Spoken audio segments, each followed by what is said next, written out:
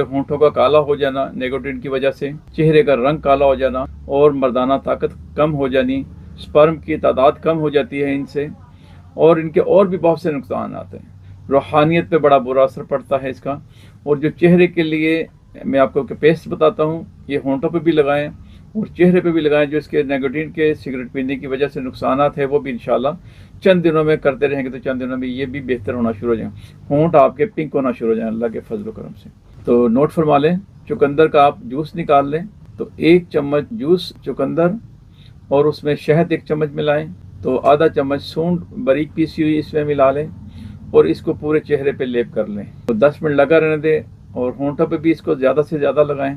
और अगर आप चाहें तो इसकी कुल्ली भी कर सकते हैं, तो जो होंठों के अंदर निकोटीन की वजह से जो मवाद लगा हुआ वो भी साफ़ होना शुरू हो जाएगा। इसको आप चाहें तो थोड़ा सा खा भी सकते हैं। उसके बाद गर्म पानी से इसको धोएं। रात को सोते वक्त